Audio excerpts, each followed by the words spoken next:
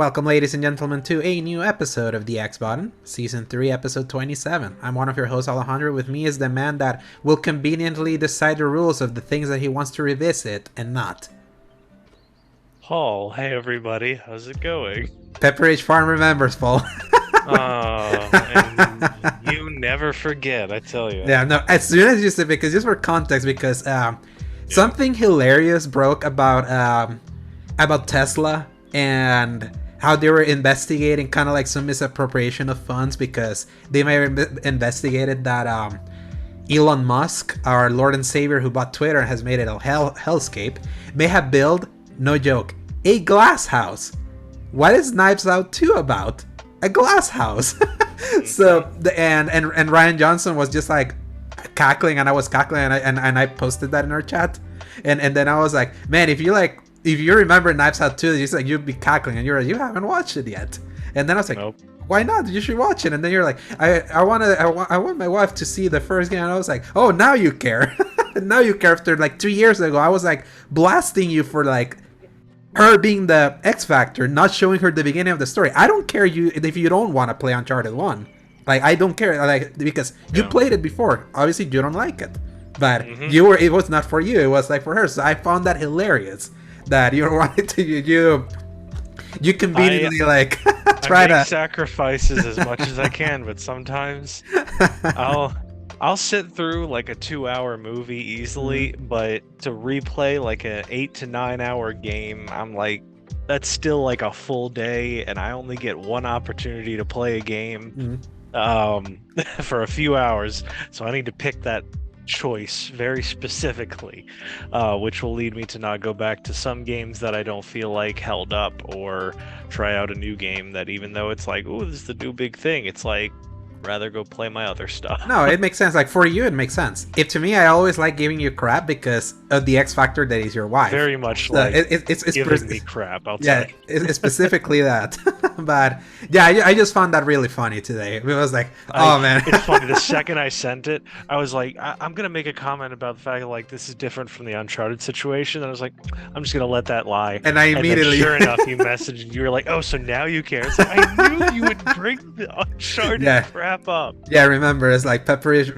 My mind is Pepperidge Farm. It will always remember every single little thing. But it was a funny thing that happened before we started recording. So, how you doing, Paul? I am doing well. I have an ear infection in my right ear. That's the worst. Yeah, that's the absolute worst. I get my prescription either tonight or tomorrow, so we're gonna start some real treatment on it. But as of right now, I can hear like 50 to 75% less out of this ear. And that will be interesting. It hurts when I open my mouth too much, so I'm gonna be a little more selective with my word choice today. Yeah, makes sense. But hey, hopefully, good thing you work from home tomorrow, so you can technically not have to you can get some rest time. Yeah, I don't have to talk to too many people, so I'll take it as much as I can get out of that. Yeah, good thing our conversations are mostly through chat outside of our recordings, but I'm hoping that that prescription works for you, because I hate I remember 2 years ago when I suffered vertigo over ear clogging. It was the worst because it felt like I couldn't sleep at all, because I would feel my world would twist, and it would be so it's so disorienting. You start getting so dizzy. It's like the word, ear infections are the worst because the treatment is so weird. It's it's so specific, and sometimes it can be so long. So I don't envy you.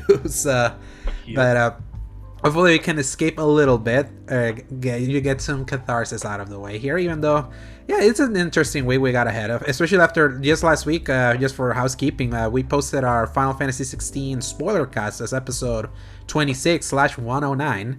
So if you have finished Final Fantasy 16, definitely give that a look or a listen. But enough of that, because this is the X-Bottom Podcast, our gaming podcast that posts every Fridays from 2 p.m. onwards, God willing, available on the YouTube channel Escape Gaming, as well as most audio services around the world, Apple Podcasts, Spotify, and the like. You can find links in the RSS feed at tinyurl.com/escapegaming. If you enjoy our show, give us a like and subscribe, and a review. I saw that. Thank you to the few that reviewed it over at Spotify. I saw that. I didn't read reviews, but I saw that people rated it with 5 stars. I was like, yes. Oh, really? Bring them more, please. Yeah, because that's gonna help us in the algorithm, especially audio is where we're at. Video, definitely you go watch if you want, but our videos are like getting clever. Yeah, video exists. They're just because basically it's at least a video reference of our faces. Yeah, if you want, it's there, but it's like audio is definitely where it's at for us. But yeah. Paul, a week after finishing Final Fantasy XVI, how are you feeling about it? Just kind of like as now that you have let it simmer for like a week. And we're talking about 16 16, yeah. 16, correct? yeah. Okay. Yeah, I would say it's mellowed in the right way. Like, imagine you have a really good dinner and then you put it into the fridge and you take it out and like the spices have settled in, the consistency's real nice, especially like the sauce. That's what we're kind of talking about now. So it's like it's something that I'm leaving for a rainy day when I really want to feel some good stuff again. And I really want to go back and like go through some of the side content even before redoing the game. Because I want to unlock all the same thing that I did with Elden Ring. I wanted to like stay in that main one now that the story's done. I don't have to worry about that pressure anymore. Go through, have fun with it, wreck some shop, try a new loadout, and then go back to the And you have the big advantage that I didn't have because you left a lot of side quests open. Yeah. Because so you started a lot of stuff. And you have Jill and Joshua unlocked.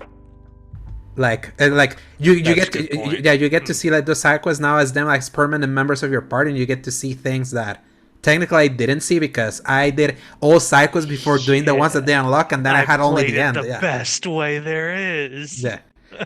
Yeah. Under my guidance, because you wouldn't have been able to. No, you're absolutely right. I'm wondering because can you have both of them at the same time, or is it one or the other? I don't know. I would I would be curious to hear. Part of me wonders because I remember when I first got them and I went out, like only one of them followed me. So I wonder if it depends on the continent you go to. Yeah, it depends because sometimes in like Dalmikia you go with Joshua, and then like in Rosaria it's Jill. So, but even though there are some moments in like Rosaria you had Joshua with you, especially like in his like loyalty quest, quote unquote. So. So I wonder if that was because he was tied to you for the loyalty quest, though. But who knows? I'm curious and really interested in unlocking new weapons and getting better versions of all that stuff, and then finding like a more optimal version of what I have now without the strain to like, oh, I gotta have my best loadout for any boss fights that I come into contact with. Because if you jump into something that isn't like your muscle memory set, and it doesn't have the right upgrades to get the DPS up enough, you will struggle sometimes. Because I had some like regular fights and I had Odin set up after just unlocking him.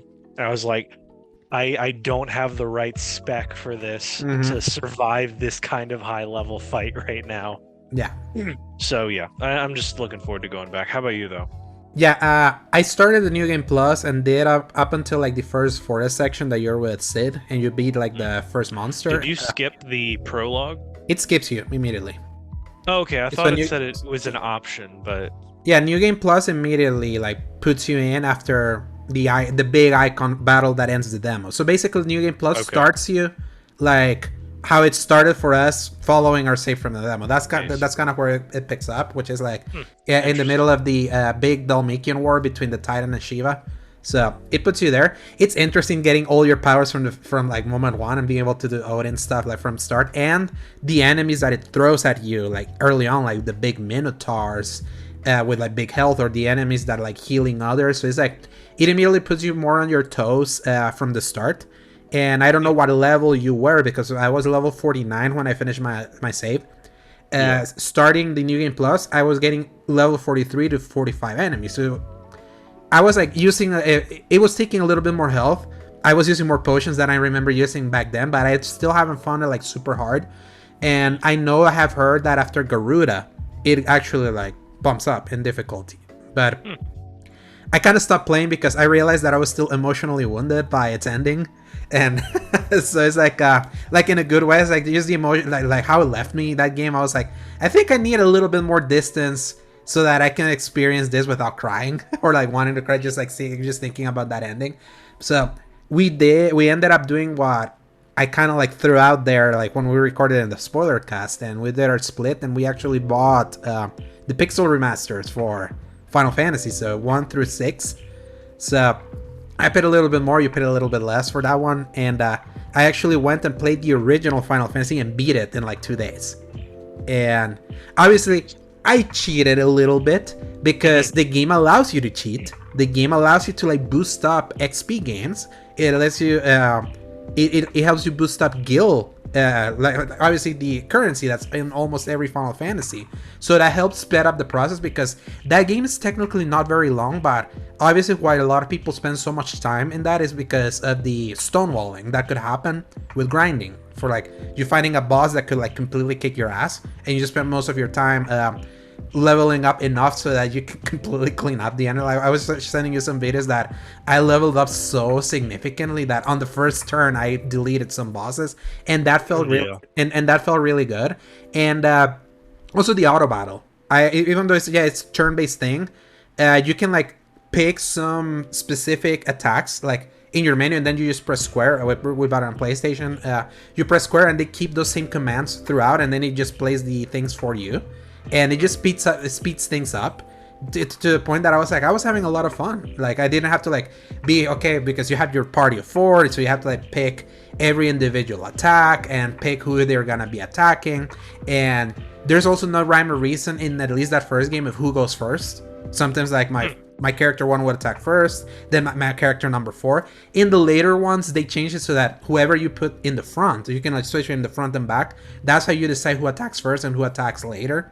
So there's just some simplicity in there that I kind of appreciate it, and but I could see like, I could see where they evolved from here. But there was just something so warm about experiencing the first game of this series after I have never experienced it, and like my only knowledge of that first game is through the parody lens of Stranger of Paradise, which it lifts so much from that game. It's insane. It's like Stranger of Paradise removing the hilarious edginess of Jack, their main character, and who he ends up becoming, which is like the main villain of Final Fantasy 1, is that everything's like the name of the king is the same, the name of the princess is the same, some of the villains that you fight are exactly the same. When I found the skeleton, which was one of the first fiends, which are like the big beasts that you find on like the 4 main dungeons, and realized it was the skeleton that Jack like punches in the face when he's like, I don't give an F who you are, which is like, that's forever ingrained in my mind. It's like the greatest moment from Stranger of Paradise. I was like, that helped carry me, because it was just me doing Leo DiCaprio. Hey, I recognize that. Hey, it's a Kraken. It's like, hey, it's like this fiend is called Tiamat. That name is the name of the soldier you kill at the beginning of Final Fantasy 16 when you're defending Jill. Like the soldier that is with you, his name is Tiamat. Huh. Yeah, I didn't actually realize that. So it's so funny how they, like, Final Fantasy in this anthology reuses these names, like, even though they're not like exactly the same. Like I found Bahamut in Final Fantasy 1, and he's like a king of dragons. Like he's not even a summon, and he blesses you, and that's how you like get the upgraded like character models that I show you. Is like the tiny kids that then become like adults. It's like you get when you get his blessing. I found the Titan, which he's just blocking your path in one of like the early quests, and if you feed him like a diamond, he just like moves around. He's like, oh, so this was the early idea of like what a Titan was. Is that there weren't really summons there, but so many terms that you are used to know, Gaia, all of that it's like, it's clear Final Fantasy just looked at all deity mythology from like almost every religion and just kind of like incorporated into their games, and how that has like continued since like for almost 30 years. So it was like, it gave me an your appreciation for the franchise playing that first game. And it's also crazy that from moment 1, Final Fantasy is like a story that always ends in tragedy. The name Final Fantasy, it's like, there's a reason it's called that. So it was like, huh. And obviously in sprite and all that, it feels different. But when I read like what the ultimate outcome of that story was, I was like, oh dang, that's actually pretty dark. That's kind of messed up. Like I didn't expect that was like the outcome for the Warriors of Light, because it's presented as like this big victory. But can I spoil it for you? Like, do you care? Yeah, sure. Yeah, so it's like the Warriors of Light, they travel back in time 2,000 years to face Garland, because Garland, the main villain, is he's set away because ironically he's the first villain you meet, because you have to go to the Chaos Shrine. That, by the way, like, it puts in different context the whole Chaos thing of Stranger of Paradise. They were just holding to the text of the original one, but it's just how they were presenting it. It was just so parodic. It was like, especially that first legendary trailer that I always go back and see just to get a laugh. But it was just so funny. But then, like, the game starts and ends at the Chaos Shrine, but you travel back in time to face Garland, who then becomes Chaos. So you have to kill Chaos at the end of the thing. And he has set like a time loop that even when he gets killed, like anytime he gets killed, he gets transported back in time. And every time that he gets transported back in time, the four fiends of the elements, the fire fiend, the thunder fiend, the water fiend, and the earth fiend, kind of come and bring darkness to the world. And the only way to like stop that is for you to kill Garland back in the past. But then when the Warriors of Light go and kill Garland in the past and breaks that thing, it helps set a new future and a new timeline where darkness never rebels, but they never existed. So the four Guardians of Light die. Wow. Like, so it's about, but it's like, it's presented in such a way that you don't realize it until like you actually, there's like a big Star Wars like crawl at the end of the game that kind of like explains it, that I can imagine many little kids didn't read and understand kind of like the significance of like how like bittersweet the ending was. That it gave me more it gave me a better perspective of like some of the endings of many Final Fantasies, even though not all of them end in the tragedy of your main character. The most blatant tragedy of your main character is 15, because you actually see him die. Right. And not to mention many things. In 16, toys around with that. Like, you can hear it in the spoiler things. So I want to like put it outside the spoiler cast, but it always like there's a reason why it's like there are stories that end in finale. Because a lot of the tragedy, like, when you really break it down, because obviously I haven't played most of them, but the ones that I have played, I mean, Final Fantasy X is absolutely tragic. Yeah. 13 is pretty tragic depending on the character. Most of them don't end up in a good position. And 10 and 13 also have the caveat that they were followed up by a direct sequel that directly dealt with the ending of those first games. Sometimes like giving happier endings, quote unquote, to like what they feel like, or giving a different perspective. Yeah. And then like Final Fantasy VII technically ends in tragedy, but the movie that came after kind of like tells a different story. So kind of like, but that models the waters a little bit. There's a reason why they always like change like universes every time that you play one. So yeah, and I've really learned that it's such a genius idea for them to keep the names of like deities and then keep the designs and names of monsters, and then everything else can be different, because all of that is so much easier to make from a world building perspective. Yeah.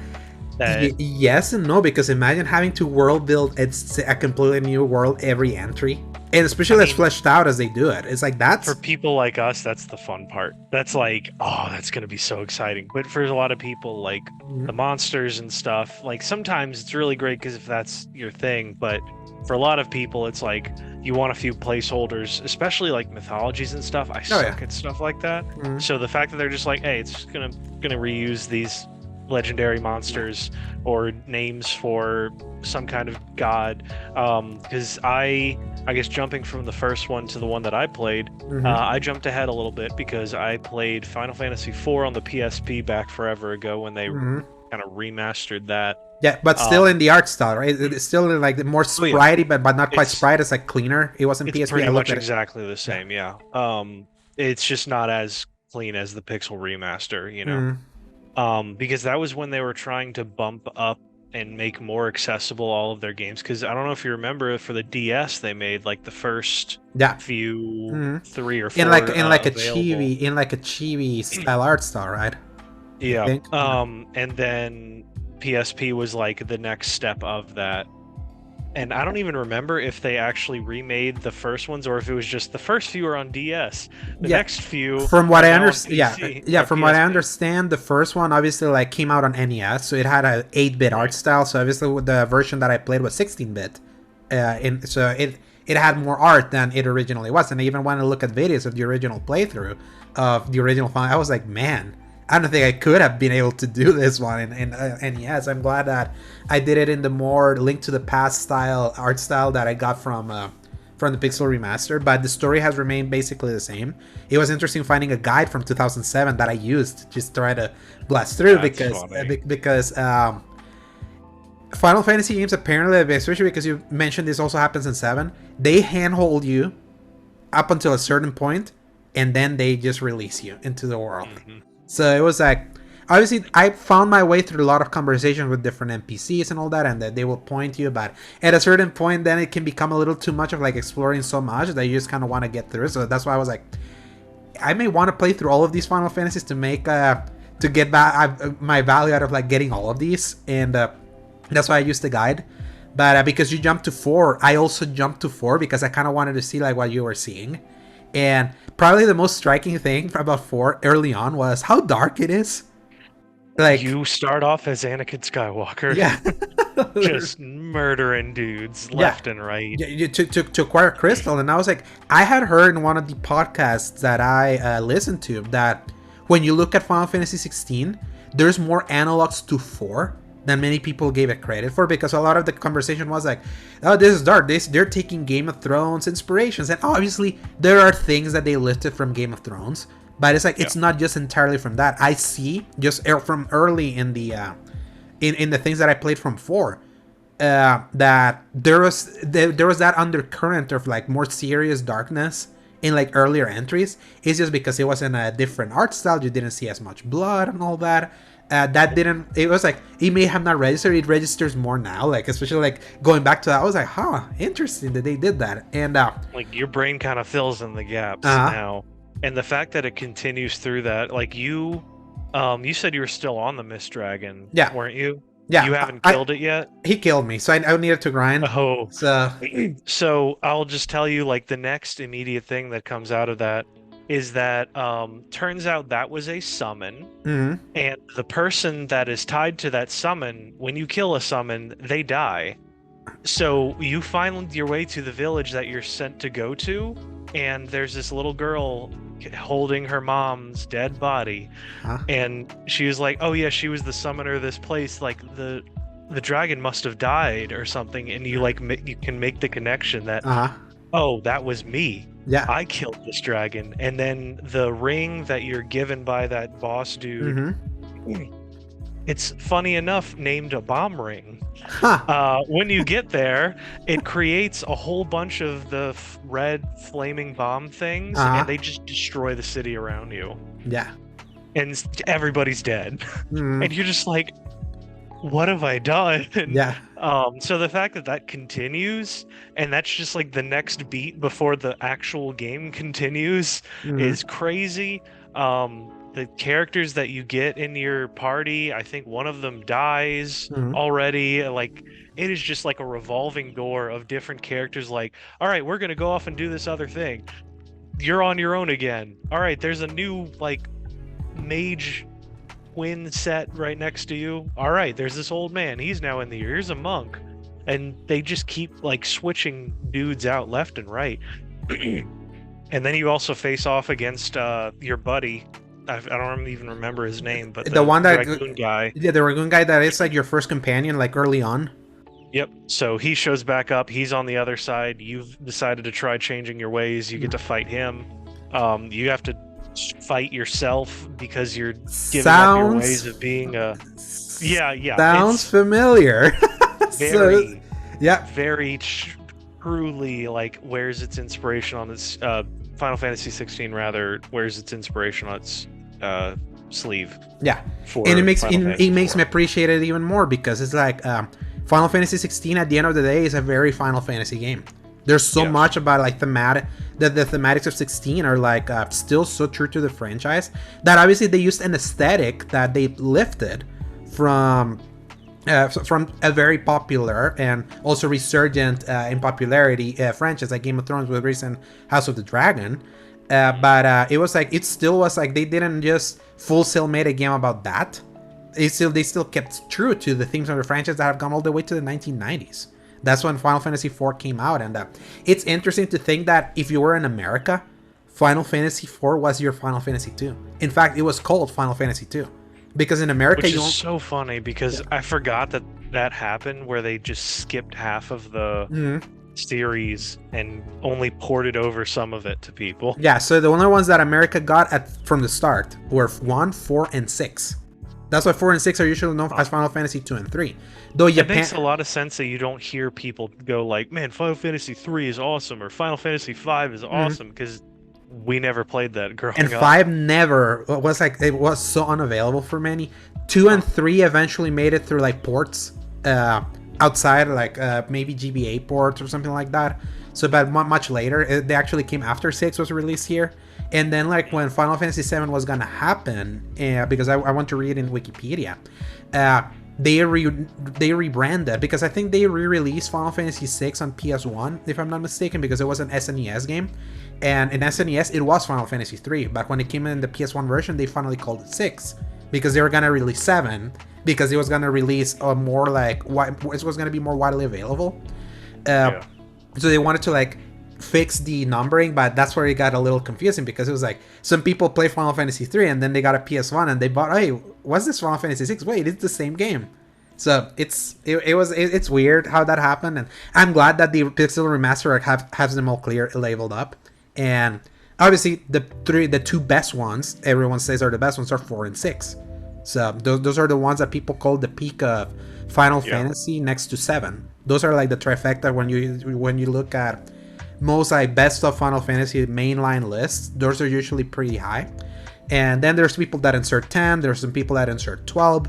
Those are also pretty divisive. And then again, Final Fantasy became a very divisive franchise. Like going forward, it's like so funny. People say that there's always that virtuous cycle. Like whenever you get a new Final Fantasy, people then prop up the last one, and then when the new one comes out, people then prop up the last one. When at launch it wasn't that. Apparently, people were very against Final Fantasy VII. Like it's completely moved to 3D and a more fully embracing the steampunk, more futuristic aesthetics. And people are saying that it wasn't. People are saying no, this is not Final Fantasy. It's just so funny how that just happens, because this is the exact conversation we had with 16. But then 16 also more fundamentally changed from a gameplay perspective, so that was louder. But that's always been the spirit of the franchise, and it made me appreciate it.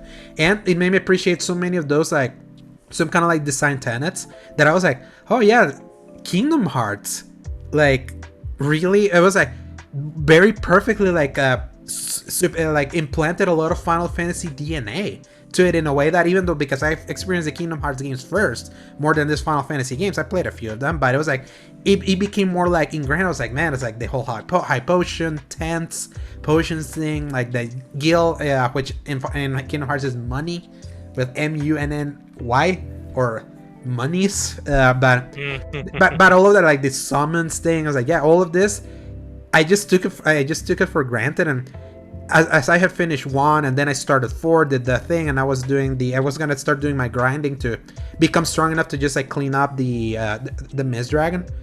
It became so ingrained that I was like, I kind of want to play Kingdom Hearts again, and I started the first game and I finished it last night. It was my second time finishing it since 2018, and I like my second run of Kingdom Hearts 1 way better than I remember the first time it did. Because the first time I started in 2017 when I got the 1.5 plus 2.5 HD remix that came to PS4. Finally, both collections that were separate on PS3 put into one. I was like, that's very convenient. A lot of these games all in one package.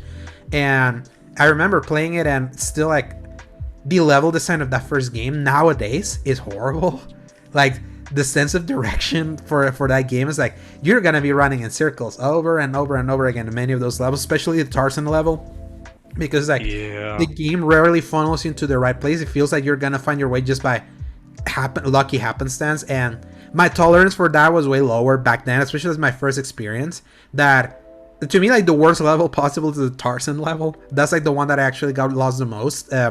I thought I was gonna have more problem with the Wonderland level, and that was actually pretty easy, and actually enjoyed that level way more. And I vaguely remember more what I needed to do with the other ones that I felt like more smooth sailing. First Kingdom Hearts, if you know what you're doing, it's actually a pretty short game. And I played it in easy this time because I remember the final gauntlet that is like the end of the world boss rush, when you get like the big like monsters with the horn that can like one hit kill you and all that, and you get those back to back, and then the multi fight with Ansem at the end, which is like a 10 phase boss fight where you fight him in the beach, now you fight his big monster, now you fight him with his monster with Donald and Goofy, and then you go into like the parallel dimension where it's this boat where you have to like fight him while he's like the face of this boat, and then it takes you inside the portal to fight like some darkness so that you can like acquire Goofy again. So then you have to fight the face that popped up from this boat, that then you go inside the mouth of that face to find Donald, and then you go up, and then you again fight Ansem again before like the very epic ending of that game. It's like, it's so... Yeah, I really didn't like the ending of the first Kingdom Hearts very much. From gameplay, yeah, it was really tough. Yeah. I remember actually getting lost more in the Monstro level than Tarzan because everything looked the same to me. Yeah. Oh yeah, the monster. Yeah, for Pinocchio. Yeah, that's one. But Tarzan was definitely one of like my least favorites because you were so early on in the game, you don't have anything to really like work with. And it was such a struggle. Like I remember feeling so much anxiety back in the day because I didn't have the scan enemy health ability. So it's like, where is his health at? Like I don't know if I'm even doing anything to him. And the thing is that you get that super early. It's just you just have to activate it. You have to know what it is. Yeah, exactly. That happened. Yeah, that happened to me too when I was like seeing back in 2017 when I was playing it. I was like, what are these abilities that are saying like they're unlocking these things? What am I supposed to do? But then when I pressed the start button, I saw I had the menu set abilities, and that's when you activate it with your AP. And then I saw the ones that scan, and I was like, oh. I was like, this makes sense, because at first I thought it was a Mandela effect, because I remember seeing other Kingdom Hearts games that had the health, and this one didn't have it, and I was like, did that just happen in the later ones? Will I have to just like blindly fight enemies here? And it's so funny, when I play Final Fantasy 1, there's no health bars also in enemies. You have to like keep guessing how often you're hitting an enemy before suddenly it dies. I mean, I think there's health bars in any of them. Actually. Yeah, in any of them, exactly. So yes, it's so weird that we're so accustomed to seeing health bars in so many, and 15 has them, 16 technically has them also. I'm trying to remember, because I never played 12, 11 does, 13 does, 10 does. 10 is the one. Yeah, it does. Okay. Yeah, because I tried it. I couldn't remember. So yeah, then I never played 9, so I wouldn't know for sure on that one. I know 8 does not, because I played a little bit of that, which I'm really hoping to go back to that one day. Yeah, the remastered. With hopefully some quality of life. I mean, there's a remastered, so technically that's as good as it's gonna get. I don't remember if I own it. I think I played it on PlayStation Now briefly. Yeah, it's on Extra. If you still have PlayStation Extra, all of those Final Fantasy games, like after the Pixel remaster, are there, except 13, because 13 is only on Xbox. I know 8 is really good, so I'd like to at some point go and now back to me identifying Leon Squall, which is the main character from 8 that it's on that it's on Kingdom Hearts. The fact that he completely goes by Squall the whole time in the regular game in Kingdom Hearts, he's like, it's a dumb name. My name is Leon. Yeah. It's like, okay. And it's so funny, when I played this back in 2017, like it had not like registered to me that the trio of Leon, Aerith, and Yuffie were there. Yep. And this because it was like I was not as well versed or like too immersed in Final Fantasy. It was just more cursory for me back then. Like I knew of the games, I just didn't know the nuances of them. That now this time I completely like identified them. And I was like, I forgotten that Yuffie was here. Is this why Paul hates her? Because the Yuffie in this game is really cookie.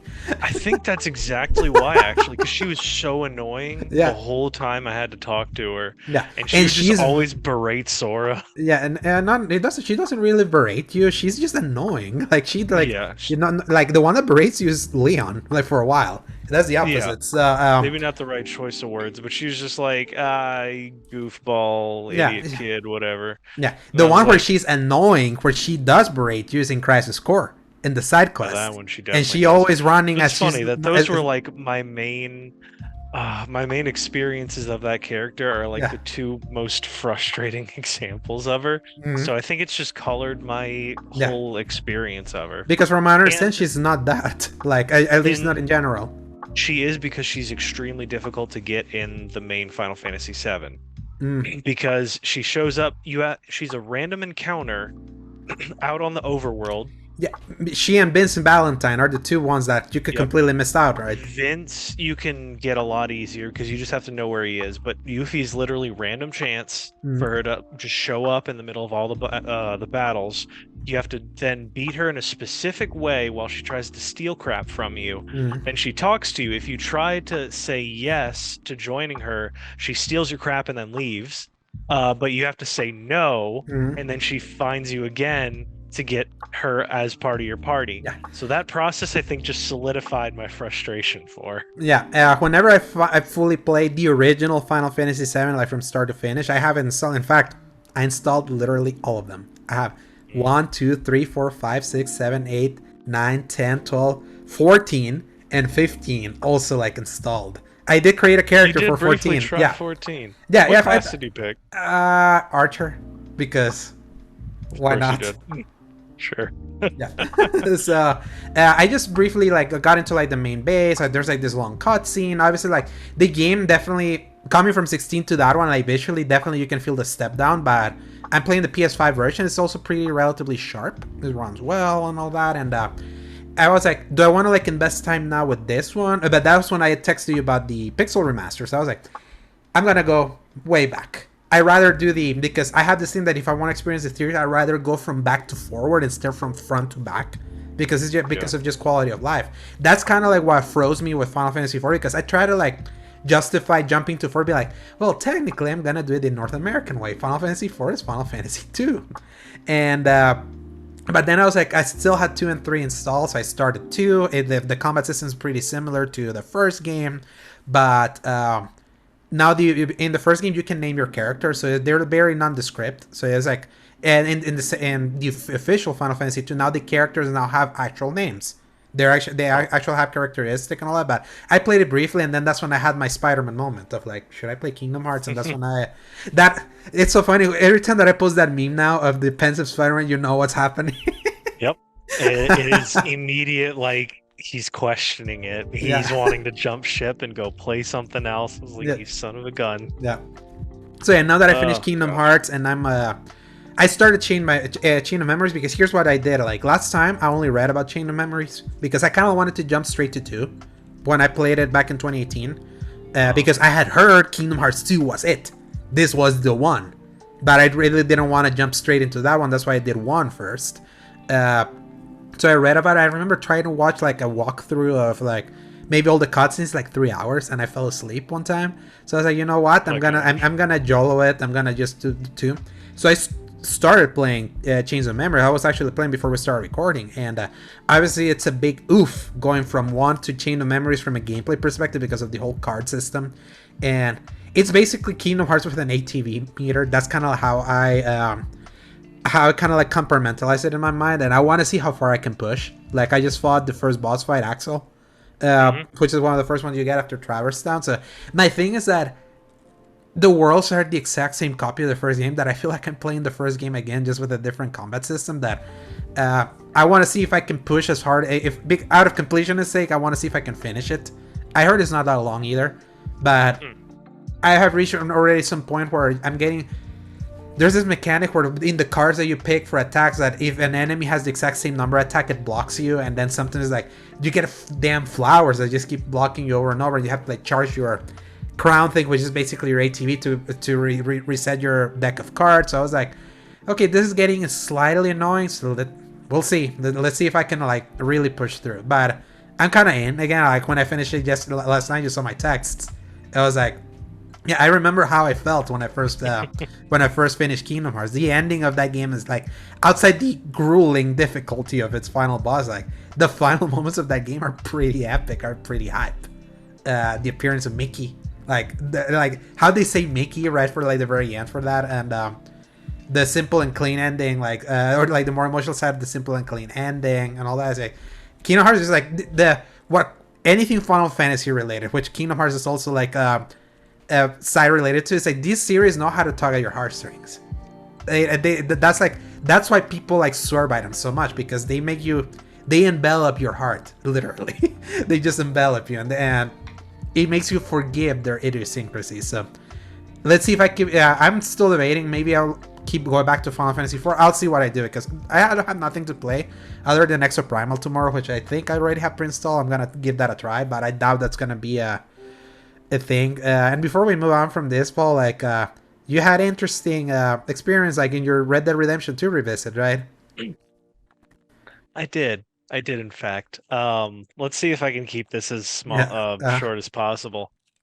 I think the way that based on what you wrote today from Red, I think the best way I could describe it is that it's not holding up as well as you thought it as you were expecting it to. It is very clearly a game that was made by so many people and very conflicting motivations that it just loses its whole identity. Because, after a while, especially if you play a lot of games, you can kind of get the vibe of what people are trying to accomplish with a game. Mm-hmm. Like what they want you to really spend your time on, what they want you to kind of do. And Red Dead Redemption is a game that's made as if it's trying to be GTA, but it's also trying to tell you this really somber, sad, quiet, chill, like one of the, I don't want to call it Oscar bait, but like one of those really slow, quiet, really melancholy stories. Maybe like a prestige piece. A prestige piece. That one movie about the oil rig in the Old West, but yeah, it's basically that. It's like a real prestige piece. No, it's I think it's called There Will Be Blood. There Will Be Blood. Okay, yeah. Yeah.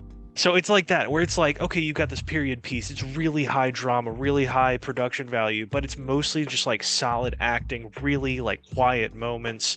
And I feel like most of their creative team wanted to make that game, but they were forced to make it into GTA because both the previous Red Dead Redemption was more like that, and also frickin' GTA itself. Yeah. And Red Dead Redemption 2 feels like a game at odds with itself. Like it definitely is. It's like there's like there's a tender hand to the prestiginess of its storytelling and its acting and its tone and all of that. And I love all of that, even like down to the cinematography of random cutscenes. Like I was taking screenshots all of yesterday that I need to share in our group chat. In my mind, it's still probably the prettiest game ever made. Like from photorealistic perspective. The fact that I had some friends over, and one of them, who was like the wife of one of my best friends, has played Red Dead Redemption 2 and loves it. And she says she'll just go into the game to ride around the world just for the fun of it. Like when you can get casual gamers like that to just have fun in the game. I've had like friends from church, like he and his mom will play Red Dead Online and stuff just to enjoy the environment. It's weird how it connects so well with some people. And then at the same time, there's this entire other side of the game that just doesn't feel baked in correctly. Like one example I told you was when you're in a certain chapter involving a certain area, there's nothing else to do in the entire rest of the world. And if you go there in the wrong chapter, there's not a side quest that's unlocked in that area. You just won't know it because you have to ride around that area to unlock that side quest. It's an open world game with a linear game kind of like hidden within it. That is like the main thrust of it, because it's like it's so like in service of its narrative, but from a genre that it's all about the sandbox. These sandbox elements of them are like so hidden away from the story, and when you're in the story, they're not even there. So it's basically like the game designers want you to do specific things when you're on missions, and any deviation from that, it's an instant game over. That was like one of the reasons why back in 2018, why I struggled so much in my first playthrough of Red Dead 2 was after coming from the game with the most freedom with Assassin's Creed Odyssey, which the missions are just go to this place, how you get there, figure it out, to a game that is like, no, it's like you cannot think creatively here. You have to like follow specific paths. It led to so many game over screens that it was like ruining a lot of elements from that game for me. That then until I replayed it in 2021, which is when my opinion of it like really turned around, because I kind of like gave myself to it, understanding it more what I wanted and really loving it for that. But it's like, as an open world sandbox game, it's like it's very lacking. It's very, very lacking. Like, if what you want is to have a little bit of freedom in how you tackle things, it's like this game holds you by the noose. Literally, it holds you by the noose. I am just kind of depressed about it all, because now that was like the game I was really hyping up to be my next return after Final Fantasy 16, and I haven't mentally prepared myself enough to be able to give yourself to what it wants, else, or continue like forcing myself to play it. Like at this point, I'm continuing to do that. My goal is to try to get the highest level of honor so that I can buy all of those outfits that you can't buy without perfect honor, and then immediately just kill everybody that I visit. Like, just not even care anymore. Because I know later on in the game they give you a lot of opportunities to get high honor quickly. There's the Strauss side quest, which is the guy that you go basically charge rent to people that or bribe people for the money that you borrow. If you don't grab the money for the last thing and then you go and kick out Strauss out of the gang, it immediately, regardless of where you're in honor, immediately you're full honorable. But that's until chapter 6. I didn't actually know it did that much. Yeah. So that's really good to know. I can just go wild, and I fully plan to. So the thing is that whenever I I did that quest, I was already playing good honorably. It wasn't just that high. I don't know if it will forever, like if you're like all the way to this side, it will immediately jump you all the way to high honor. Don't like quote me on that. I just remember that when you did that, it completely made me honorable, even if I wasn't that close. But you want to be in the other way. So, right, that makes sense. Because all you have to do is just be a little bit over the neutral to get the good ending. Anyway, you don't have to be super high up anyway. Yeah, and the only thing that it changes is how you, spoilers, die at the end, before the epilogue. But it's important to me how I die. Yeah, especially in that game. And one you just will get shot in the back, or the other one you're just gonna have you're just gonna bleed yourself to death, like after doing your last good deed. The ending of Red Dead 2 is so damn good. I love it so much. Like Arthur Morgan, it's like, regardless of how you feel about the game, every time that I think about Arthur Morgan, it's still like the best written character in the video game, still to this day. Especially like when he starts getting sick later, like in the later chapters when he gets tuberculosis. It's like there's something. Yep. How like everything shifts for him, like in gameplay and like in demeanor and all that, is like they really nailed it that way. It's just, it feels like you mentioned, it's like all the different hands in the kitchen trying to make this monster game, like many different things, and maybe not all of those things coming together like all well, but the things it does really good is really good. And I was wanting to do that one, but then I'm in Final Fantasy land right now, so yeah. I think I need breaks from Final Fantasy. I'm trying to push through the storyline. It's still like not the kind of game I enjoy in mechanics as much, but I am glad that they're clearly a lot shorter than a lot of people remembered, and the fact that they're giving us this quality of life improvements make that a lot easier to deal with. Yeah, I'm riding the wave right now of like where Final Fantasy 16 left me, and I'm gonna like ride it out until like I'm hit with the mood of someone or of something else. But really enjoying like my academic study of like the Final Fantasy series now more deeply after just having beaten a few of the later ones. So I'm glad we're able to get that, especially right now where we're in finally a quiet spell for at least the next 2 months before like the full onslaught happens. But enough of what we've been playing, Paul. We got a few news to talk about, and this week, after we skipped news last week, now we got a bevy, but I think we can try to get through these like relatively fast, so press X. Let's do it. For some news.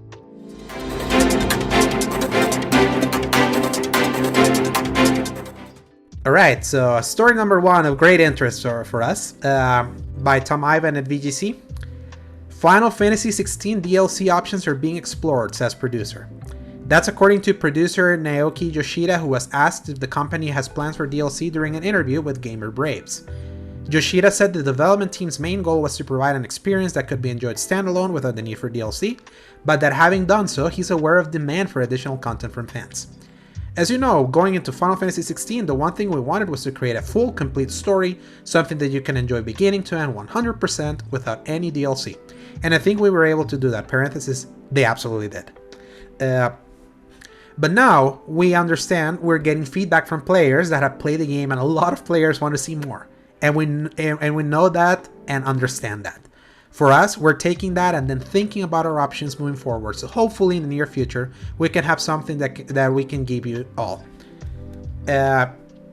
Considering this game sold 3 million copies after a week, Paul, obviously there's been brouhaha about how successful that is, even though like a game like Street Fighter 6 sold 2 million copies in multiple platforms after like 3 weeks in the market, and people are like, that's successful. And I'm like, oh, so that is successful, but as exclusive after a week selling 3 is not. It's like you see like there's so many idiots, capital I idiots in the internet. So yeah, it's like the word amount of Final Fantasy 16, even with some of its issues, has been very positive. Let's just say that. And I am glad that I'll say this, how they approach this, I'm really glad. Because it's like, I don't feel shortchanged by having played Final Fantasy 16. Like, the story it tried to tell really feels complete.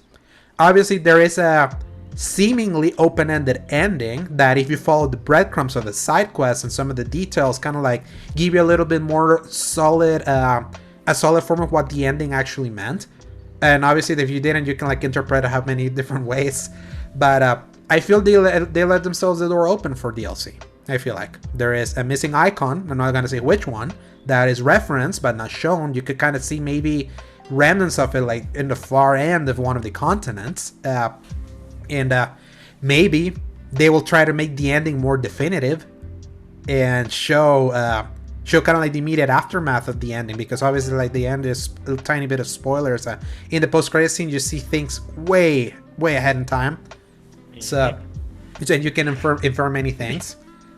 So yeah, I have that little pessimism in the back of my mind going, oh man, it's not going to be as good as all of this was. And it makes me hope that they had planned, or like they set aside some kind of storyline that they wanted to do anyway, rather than, well, this was a complete story, but if you want it, we'll just go ahead and write something. Yeah, but technically within that story, they left just the one icon missing that we never see in the stories. Like, it's just enough of a breadcrumb of like, that's one area where they can pick up. They did leave those little tendrils, but what they were telling about this story, unlike 15, feels complete. 15 only felt complete until they did DLC that they announced ahead of time.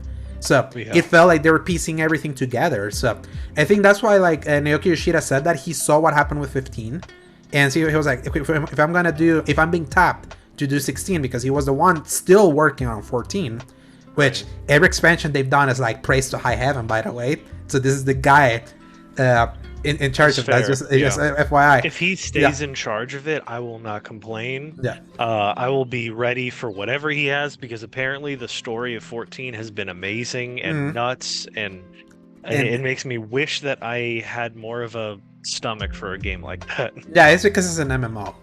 The only reason why I downloaded it is because I got it for free one period during 2020, during the pandemic, that they gave that game for free.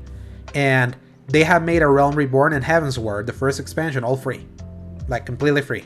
From start to finish, no need to pay for the other expansions or for the subscription service. It's after Heavensward that if I want to continue, then I would have to buy Endwalker or any of the other ones, and then pay the subscription and make sure that I play that. So, but at least a good chunk of it's available. So, I'm just glad that now we know that they know.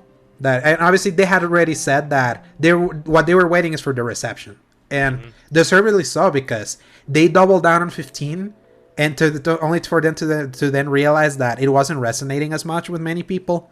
So it ended with cancellations of future plans of DLC. The director left, and then they what they had written for the DLC was left in like a book. So they didn't want to do that.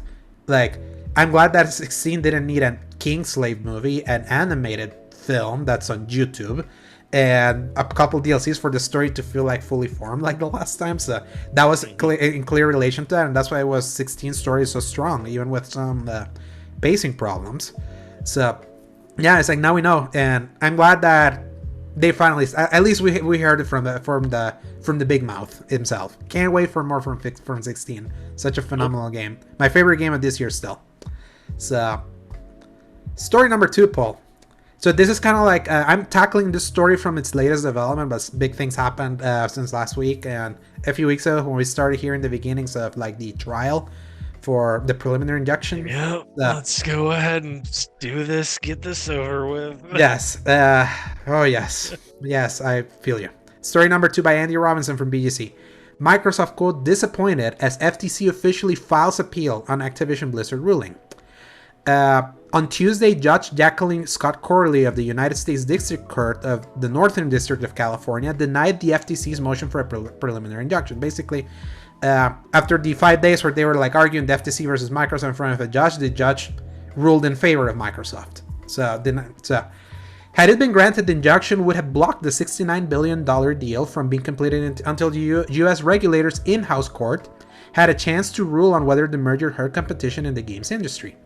Wednesday's appeal from the FTC means it now has a chance to convince the appeals court that the ruling was incorrect. However, a restraining order expiring on Friday the 14th, which basically the day disposed, means that barring an extension from the appeals court, Microsoft will be able to push through and close the deal this weekend.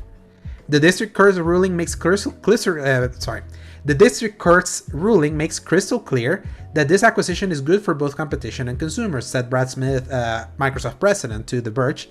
We're disappointed that the FTC is continuing to pursue what has become a demonstrably weak case. I'm going to emphasize that. And we will oppose further efforts to delay the ability to move forward.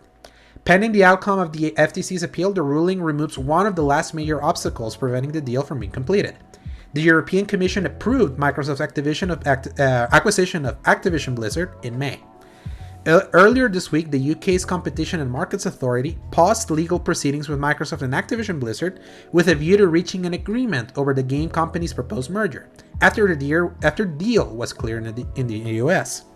However, while the regulator has said it's ready to consider a restructured deal proposal, it has warned that this process may require it to carry out a fresh merger investigation. So, in short terms, Microsoft won in the US. The FTC absolutely catastrophically failed to provide compelling evidence in front of the judge. A judge which, by the way, they picked. Even though right now there's like big people saying that. So some people are still like partisan anti-Microsoft people being like, man, of course that was gonna happen. The judge has like a son that works for Microsoft and blah blah blah. Even though that was disclosed at the beginning of the trial, before they weren't, because she disclosed it as like, just so you know, you want to do this here. My son works there. Do you want to go ahead?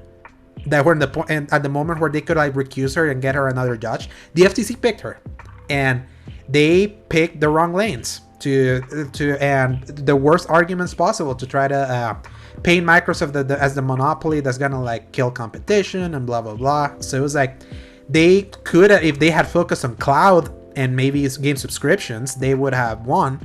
But instead, from what I was reading, they decided to take good old Jim Ryan's crying points as to why they wanted to like block this deal, which was like they were picking the side of organization instead of the consumers, and the FTC's for the consumer. And even the judge in front of it was like, I'm not here to protect Sony. I thought we were protecting consumers. So that's why they failed. And obviously they can appeal. It's their right to appeal. Will they win in their appeal? Who knows? I am so damn tired of hearing about this acquisition. So freaking tired. How much oxygen it has absorbed. Whenever I saw that Microsoft won, I was like cheering. Even though I'm a PlayStation player, I was just cheering because I was like, this is finally done. It's like, I just don't care. Just like, especially like, I have hated this more because I already told you many times how it has hurt us for people that play PlayStation. How much this deal has like inadvertently hurt us with like delayed showcases, like in stupid attitudes from its from its head leader, and I was like, man, Sony, just take the L. And do you see the thing that I posted in our chat with Sebastian? Like one of the findings that it was like apparently like even Activision's own Bobby Kotick was like trying to like extend a marketing deal to Sony, even if Activision is owned by Microsoft, just to like assuage. Because remember when they were crying about Call of Duty, and then we found out that they never really believed that, they were just like grandstanding. So that's why I was like, and it seems like he even denied the thing that would have been like the thing that he's always wanted, and he's how the Activision / Sony partnership with Call of Duty has been about the marketing. It's not about exclusives and all that. It's about like the association. When you see a football game on like NFL, and then you get the trailer on TV, and what does it say? Play on PlayStation. All that play has no limits. That's been the one thing. And even the Jim Ryan like denied it. He instead was like, no, I just want to block your merger. It's like, I hope you get shit by acting this way. So, and I just hope that then like the appeals will be like, no, you lost. Get lost, FTC, so that Microsoft can just close this, and then we can move on with our lives and not have to worry about the monopolization of the industry. Even though this basically now gives the go-ahead for any other future mergers, because if they let in the $69 billion thing go in, what's going to prevent anyone else from like acquiring anyone else? That's the only thing that is scary. Yeah. I don't know, because maybe correct me if I'm wrong on this one, because they say that barring that expiring of the restraining order, whatever it is, they can go through with it.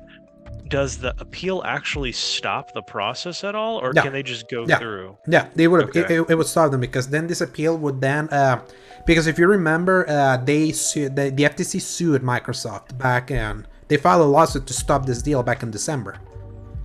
For that to happen, then they had to set a court date, which was in August. And the reason why they filed an injunction was to try to accelerate that process, because the closing date for the deal, for them to close the acquisition at the price that they had agreed upon 2 years ago, or a year and a half ago, was by July 18th. If things were stopped for them to like not be able to like fully close this deal by July 18th, then Microsoft would either have to renegotiate with Activision for a different price based on where the market share is for the company and what they're agreeing upon, or pay Activision Blizzard $3 billion for like failing to close the acquisition. That's kind of like what the FTC was trying to do, was trying to like accelerate processes that would force them to be like, if the only way this can close is if we face each other in court, because like an actual court hearing, instead of just kind of like the one-on-one meeting with a judge. This would have been like a big O.J. Simpson style trial. That's kind of like what the FTC wanted, but because Microsoft has been getting so much approval for many jurisdictions all over the world, the only one that blocked them was the UK. When the EU gave them the go-ahead, it was like, okay, there's chances. And then if they go ahead, if the US basically gives them the go-ahead, it's done. It doesn't matter that the UK blocked them. If 2 out of 3 had blocked them, it was over, because those were the big jurisdictions. So what the FTC wants is like they really want them to, they want to legally block them from closing the deal on July 18th, and for them to wait until August, until their trial in August. So, and if the appeal is granted, that could potentially happen. From what I've been hearing, is like their case was so weak that the appeal is gonna be rare for that to be granted, because they decided to pursue blocking this deal from like the wrong angle. Because there is worthy conversations to be had about Microsoft having all the content to monopolize the subscription service angle with Game Pass and all of that. So in console, no. Who is the winner? PlayStation and Nintendo. And Nintendo, here's what's even funnier, and why like they lost. Like the FTC tried to argue that Nintendo didn't matter, that they didn't matter at all in this year. Big mistake doing that, because that's the thing. Nintendo completely eliminates any argument about how bad this deal could be with Microsoft acquiring Activision and potentially making Call of Duty exclusive. Nintendo doesn't get any Call of Duty exclusives. How many games have they? How many systems have they sold? How many games did they sell? They didn't need it. So it's like that's why they tried. Bad comparison on their part. Yeah, they fucked up. That's what happened. So it's like, and it sucks, because it's like you want the FTC to be like an antitrust strength, but it's like they did it in the most sloppy way possible. That it's like they're taking on cases that they just can't win. So it's like, who's gonna take them seriously when, like, it's good for having a regulatory body that knows how to, like, not to get everything be monopolized. So there's like these kind of L's for the FTC are like unneeded. So hopefully by next week, so today's the 13th, hopefully they finally close this. I just want it to be done. And if I'm selfish, I would like to have some Activision games on Game Pass. Like, who cares? Like, the more I thought about it, it was like, you know what? Like, if the angle is gonna give me Call of Duty in Game Pass, who cares? It's like, that's $70 I don't have to spend anymore just to play the campaign. So, true. The more I'm like, just go ahead. And also the people saying that, imagine if they're able to, like, now that with Activision under their umbrella, if they actually re-enable all the licenses for, like, so many of those 360 games, like the Marvel Ultimate Alliance, the Wolverine game, like all of those games that got delisted because of expired licenses. Yep. Like, that would be cool. Like, I'm trying to see it that way. So, and also I made it very clear, I'm not feeling too enchanted with Sony these days when it comes to their games. So even as a main console player in their console, I kind of want them to lose. So they learning all these cocky things that made me like really, really salty about them. So let's see what happens next. Yeah, especially and with Sony, it's like it's gonna be some interesting turbulent waters, because it's like their direction is still concerns me a little bit. Story number 3. By Jordan Miller over at VGC, Naughty Dog's co-president will retire after 25 years at the studio. Naughty Dog's co-president Evan Wells has announced his retirement from the studio, and in a letter that was shared to Naughty Dog staff and then posted at the studio's website, saying, "Dogs, after 25 years at Naughty Dog, I wanted to share with all of you that I decided to retire at the end of this year." Wells started his career at Sega, working on Toe Jam and Earl. He'd go on to join Naughty Dog in the late 90s, eventually rising to the top of the studio. Wells oversaw Naughty Dog's ascent from platformer developer to Sony's crown jewel in its first-party lineup. So basically, when he joined Naughty Dog, it was when they were working on Crash 3, Warped, and then worked through all of Jack before becoming president of the company. And in 2006, around the time that they were moving to Uncharted.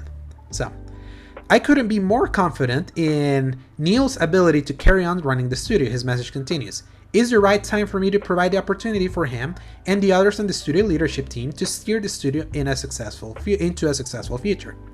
Said changes to the studio leadership team were also detailed in a blog post by co-president Neil Druckmann. Druckmann and Wells will remain co-presidents until Wells' departure later in the year. Druckmann retains his role as head of creative. Eric Pangilinan and Jeremy Yates joined the studio's leadership team as co-heads of the various art departments at the studio, while Anthony Newman will become head of production and design. Pangilinan has worked at the studio for over 25 years, eventually ascending to art director. Yates served as the lead animator on several Uncharted titles. By the way, Paul, you like the aesthetic from Jak and Daxter? Pangilinan worked on that. So he's like, he has remained at the studio for that long. Wow. Yeah. Anthony Newman is best known for his work as the co-game director of The Last of Us Part 2. Wells' farewell message continued. I couldn't be more excited about our current projects, and not getting to see those games to completion is going to be hard. But we've never had a stronger team in place to ensure that we will deliver them in a way that will set industry standards and exceed all expectations. This is bittersweet for me because I have known Naughty Dog for a while. Like, I've known what the studio's been like. I remember seeing Evan Wells a lot when he was demoing Uncharted. Like, he demoed Uncharted 2 and 3 at the E3 2009 and 2011 E3 conferences. So he used to be like more like front facing before Neil Druckmann and Bruce Straley started becoming more of the faces of Naughty Dog around that time, when The Last of Us started to like gain traction. To me, I see with him like the era of Naughty Dog I love the most. Like, he came from the Crash era, that me recently, just last year, realizing how good the Jak games were, even though I didn't play them at the time, and basically we're seeing like the change towards the AAA cinematic action adventure game with Uncharted. He no longer was directing, but he oversaw the leadership that created those games, and obviously then that led to The Last of Us, which has been, for better or worse, one of their most highly acclaimed titles. This is happening around the time that the Last of Us TV show from HBO just got 24 Emmy nominations. Like and just beaten by Succession over at HBO as like the most like as the show with the most like rewards possible to be won over at the Emmys this year. So my thing that concerns me a little bit is the fact that this leaves Neil Druckmann now as the head of everything. Because until I'm proven otherwise, and just people that have been listening a long time for the show, obviously I really like the first Last of Us. I love that first one. The second one I actually like more than Paul here. Like, for example, like I do love like how that game made me feel and all that. Yeah. Having the mastermind of those two games is kind of like now the overall head of the studio.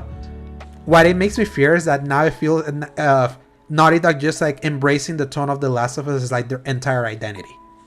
Yep. Because now it's like the guy that wrote those two games, that co-directed the first game, and then was the creative director of the second game, because Anthony Newman, he worked on the design. Like him and Kurt Morgano, they worked on the thing you love about Last of Us Part 2, Paul, the gameplay. Yep. So it's like tonally, it's like, and especially right now, them like how much higher in his horse can he be that his first crack at a TV show earned him 24 Emmys. Yeah. So it's like they're definitely being set to become the studio that will love the smell of their own farts. And a little worried about it. Yeah, and that's the thing that worries me about it, because it's like they haven't proven me that they want to do anything else right now. We already got leaks that apparently there's now casting calls for potentially The Last of Us Part 3, and I'm like, guys, please, just do something else. Like, come back to 3 after.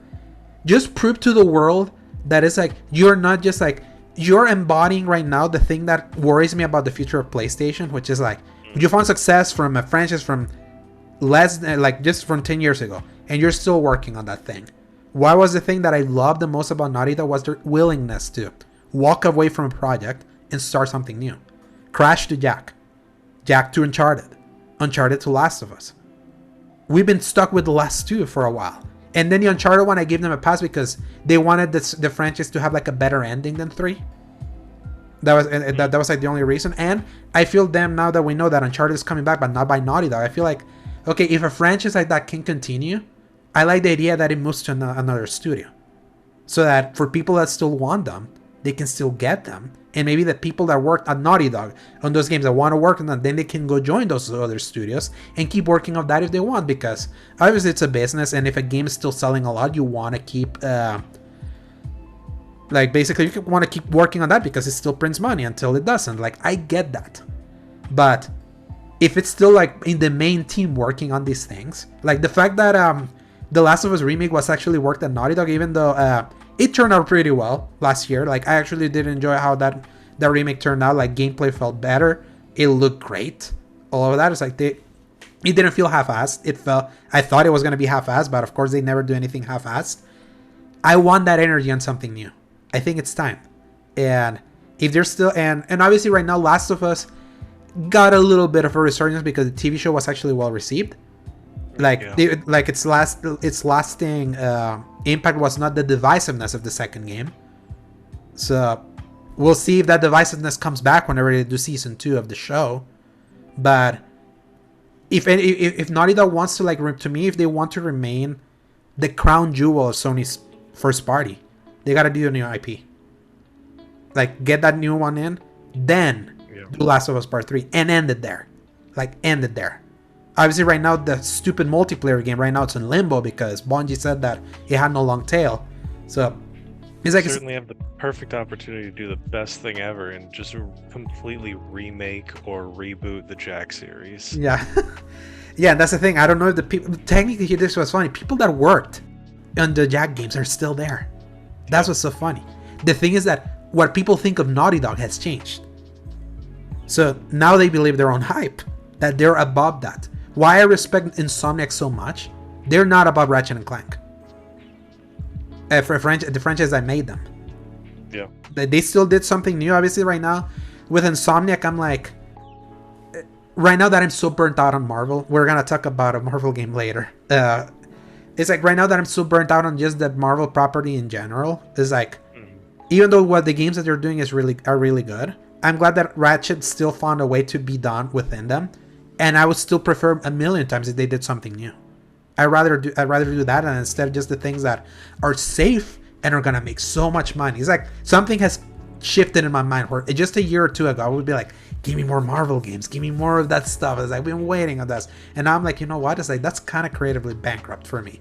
It's like right now Sony's like getting into creative bankruptcy unless I see something new. Why Sony Santa Monica is the studio that I'm more anticipating now is because God of War, the North Saga, is done. It's like they concluded that, so I know like their next game, we know Cory Barlog is working on something new. That's not God of War. If it's actually God of War, I'm gonna jump out the window. I can't imagine it would be after all of that. Yeah, I know they have said that there's ways for God of War to continue. Obviously, the end of Ragnarok kind of teases an interesting future for Kratos, a more optimistic future for that franchise. But it would also behoove them to be like, they need the new blood, like they need that new franchise energy. I didn't even put the story here, but remember what I posted yesterday for Horizon? Yeah, so that's another one. That was another one. The situation is basically this. Yeah, so it's copied and pasted. Yeah, copied and pasted. Just like keep doubling, tripling, quadrupling down on things after. And this is kind of why I said that it sucks that because they doubled down on this kind of game years ago, and they feel like they kind of need to still do them. These games take so long to make. It makes them exhausting that they feel like we're stuck still with these franchises. It's like that's why I say like the future where it comes to PlayStation first party, the exclusives, that why it was the reason why I decided to like main more in that system is like it's not that exciting to me. It's like the last showcase didn't give me reason to be excited. The two new things, they were so poorly presented that it's just not as exciting. Like Microsoft, even though they still gotta get their shit together with actually releasing stuff, their outlook of like how different their exclusives look until obviously I gotta wait to see that those games are actually good. After Redfall is like I'm always gonna be in wait and see, but at least I see the variety I wanted from these guys, and I need that because it's like at a certain point like a pendulum swing, and maybe Sony and I feel like Sony's like putting their eggs in two baskets that may gonna come bite them in the ass. Like we're seeing games with less prestige, with less production value, do way better in money, like selling way more, having way more excitement than there are games that take 5 and 6 years to make and are so expensive and burn out their people. Because there's games that are like require so many man hours to look like they do because they decided to pursue that thing. So, and live service at a time where everyone already says fuck live services. So they put their eggs in two wrong baskets that I can't wait to see. Let's see if it blows in their faces, because it's like it's easy to feel very pessimistic about the future of PlayStation right now. So, on top of their attitude. So, thank God third parties are still eating. It's like it's a good thing that Sony had Final Fantasy 16 as a third party exclusive for them, because it's like I have felt way more excitement about a game like that than I have had their output currently. So. Story number 4, Paul. Assassin's Creed Codename Red would be targeting a 2024 release. In a a story by Tom Ivan, also from BBC. In a LinkedIn post earlier this year, Ubisoft Business Development and Brand Partnership executive Arisa Lagunsat said the company was looking for a Japanese partner to work on the biggest blockbuster of 2024. Since the post was spotted today by Access the Animus, it has seemingly been edited to remove mention of 2024, but LinkedIn's translation of the original Japanese text still reads, "We're seeking sponsoring partner for this title, Assassin's Creed Codename Red, for next year." Translations of the original text in Google Translate and online translation tool DeepL also both appear to confirm that the action RPG will be released in 2024. This lines up with a February report from Insider Gaming, which claimed that Codename Red is scheduled for release next year. Its sources claim that the game is in good shape, and that it would feature 2 playable characters and a strong focus on stealth. Ubisoft revealed the future roadmap for the Assassin's Creed franchise last September when it announced Codename Red as one of 6 upcoming series entries. It said the next 2 flagship games after this year's Assassin's Creed Mirage, Codename Red and Hex, would be released as part of the new Infinity franchise hub, the live service initiative announced in 2021. Red, which is being made by Odyssey developer Ubisoft Quebec and has the same creative director, will begin with Ubisoft is calling Period 3 in the Assassin's Creed series, which has sold over 200 million copies since it launched in 2007, according to its publisher. We'll announce the dates a bit later on, but we wanted to mark a change technologically and gameplay-wise as we're moving to fully next-gen, or current-gen, I guess we call it, with the PS5 and the Xbox Series X. Series boss Mark Alexis Cote told BGC in a future Assassin's Creed Games interview at the time, which happened at the time that I did that live stream where I told you I was like miserable watching it, and you didn't watch. So, Assassin's Creed Ninja next year. So, once again, we're getting... apparently Assassin's Creed is always going to go like this. We're going to go in a long break, and then 2 back-to-back years we're going to get entries. So it's kind of like Origins and Odyssey. So it's so funny. I went to re-listen our Assassin's Creed episode, the one where we did all the ranking, just to kind of like remember how we did that one. I really like that episode. So I always say I need to see this game because Ghost of Tsushima basically already gave me like what I would have wanted out of this entry. It's like, this feels like too late after so many people had asked them to do the samurai or feudal Japan Assassin's Creed for like so long. People are saying that this is basically the break glass, press red button in case of emergency, or like because things have not been going so well for them. Even though their recent showcase, the Ubisoft Forward at their summer game was actually shockingly good. I really enjoy like how some of those games look. It felt like they were going back to basics and no sign of live services. They were like so a different variety of games, and I was like, okay, it's like we're slowly getting there, Ubisoft. There's some previews for Mirage. Yeah, you're really sleepy, huh? You need some coffee. I'm struggling. This whole situation. Yeah, with the ear jacked up today. Yeah, I feel you. But previews for Mirage have been like slowly showing up. I've been missing a little bit more. I'm really excited for Mirage, just to see like just the back to basics approach for that one, because it feels like the kind of game from them that I haven't gotten in years now, almost 8 years. It feels more like a game that somebody made to copycat the original Assassin's Creed than an actual Assassin's Creed game at this point. Yeah. And I want to remain optimistic about Project Red, or whatever they're calling it. Yeah, but Codename Red. Like you said, it's too little too late unless I see really crazy gameplay that they learned from the missteps of Ghost of Tsushima. Yeah, which were very little. Yeah, exactly. Like, all you have to do is just make a few little tweaks here and there and make it nice and polished, which Ubisoft and polish isn't really the same thing, so we'll see. But I'm glad that they're at least using it, and they're somewhat of listening to what people have been saying for the last 15 years or however long Assassin's Creed's been going. Yeah. To me, like, it being just a new gen only Assassin's Creed game, that's the thing that I'm curious to see, because Mirage is like still on last gen machines, and this one says like I want to see like what a new one of these games will look like on a machine done just in the newer machines. What I saw from Star Wars Outlaws, like a next gen only game or current gen only game from them, was like visually impressive and like very like ambitious in a way that I was like, I had forgotten that Ubisoft was capable of being able to do that. Obviously they still have to deliver, but that gave me good energy, and I kind of want to see like what the energy will be when we finally see this game, which obviously is going to happen sometime next year after we go through Mirage, which I'm very, very, very curious about and hoping that it is good, because I want people, us fans, Assassin's Creed fans that love the old style, we gotta support this one and show them. It's like that we appreciate them attempting to go back to that one. So instead of biking simulator 120-hour investments, which I loved, but I didn't when I did the DLC. That's why it was so fun. It's like my feelings for Valhalla completely shifted after I did all that DLC. Because whenever we did that recording for that Assassin's Creed episode, I was very high on Valhalla still. So. Yep. And then the DLC. And since then, it just kind of. Yeah, the DLC completely tumbled it. It's like it's my least favorite of the 3 RPG ones after the DLC. So, Odyssey's DLC made things better. Valhalla's DLC made things worse. So. Story number 5, Paul. This is kind of basically a confirmation from something we talked about around this time last year. Story number 5 by Tom Ivan. A Black Panther game is in development at new EA studio Cliffhanger. Electronic Arts has announced that a Black Panther game is in development at recently established internal studio Cliffhanger Games. As previously reported, the studio was formed in 2021 and is led by Kevin Stevens, who was boss of Warner's Monolith during development of Middle-earth: Shadow of Mordor and Middle-earth: Shadow of War. In addition to leaders from those games, Cliffhanger's team includes veterans of franchises including Halo, God of War, and Call of Duty, according to EA.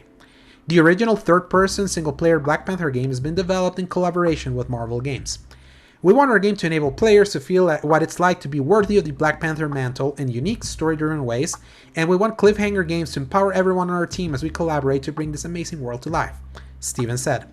We're still early in development with a long road ahead, but we know the foundation to any great story is to build an experienced team with diverse voices and perspectives, and that's what we want to build, especially with a superhero as important as Black Panther.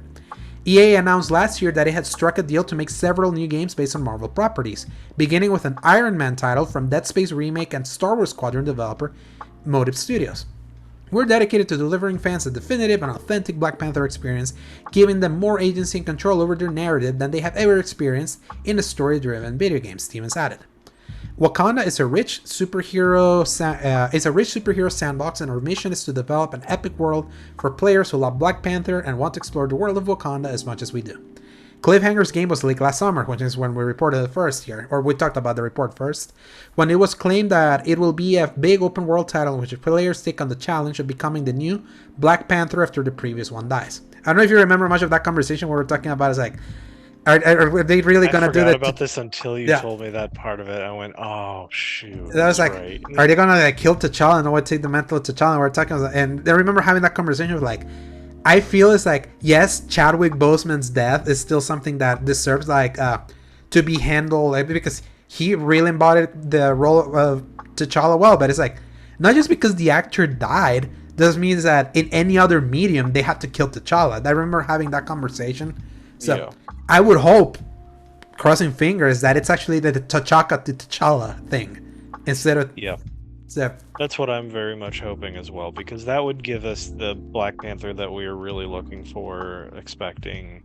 And even then, like, if they follow along with T'Challa's death to his son, who is also named T'Challa. So it's like, it's going to be a tomato thing no matter how you kind of look at it. So you might as well do the T'Chaka, or T'Chaka. T'Chaka to T'Challa.